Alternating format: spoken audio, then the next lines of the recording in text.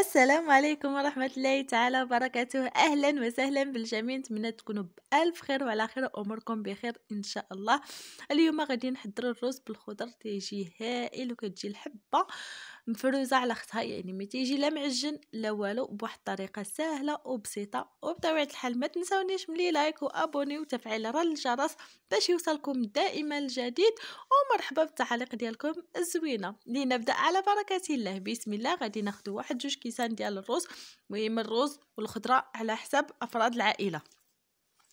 انا خديت جوج كيسان ديال الرز، خيزو، لفت قرعه، واحد جوج مطيشات محكوكين، واحد البصله مشلضه، جلبانه، الزيت، الربيع، الجناوح ديال الدجاج. غادي ناخذ داك الرز ونضيفو له واحد شويه الزيت ونديروه في الطنجره يتحمر مع الجناوح وداك الكبده ديال الدجاج.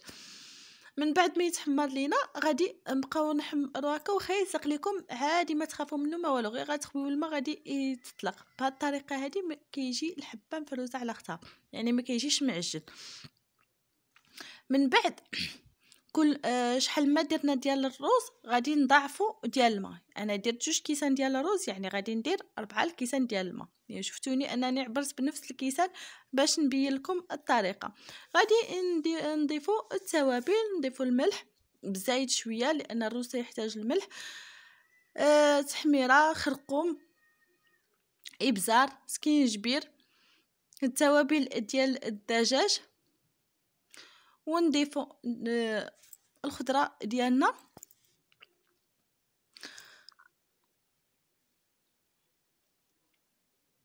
ونحركو مزيان. غادي نضيفو داك جوج مطيشات محكوكين، غنضيفو جلبانه، انا كانت عندي في المجمد يعني ماشي طريه، الربيع،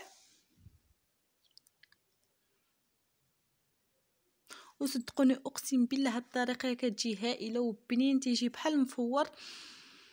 المهم غير تبعوا المراحل وما تنساونيش في التعاليق ديالكم. غادي ناخذ الكورجيت، اللفت، خيزو او الجزر، نقطعوه مربعات صغار على حسب الوليدات اللي ما تياكلوش الخضره. هذه هي المناسبه ياكلوا لكم الخضره.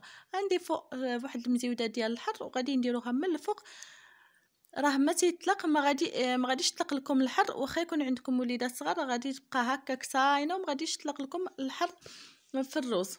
وغادي نقفلوا الطنجره ديالنا ونخليوها حتى تبدا تصفر، هي تصفر وحنا نقللوا البوطه حتى تبغى تطفى، ونخليوها لمده 45 دقيقه. من بعد غادي نحلو، غادي نلقاو الرز ديالنا واجد. وهذا هو الشكل النهائي، راه كيجي هائل وبنين، واهم شيء كيجي ما معجن ما والو.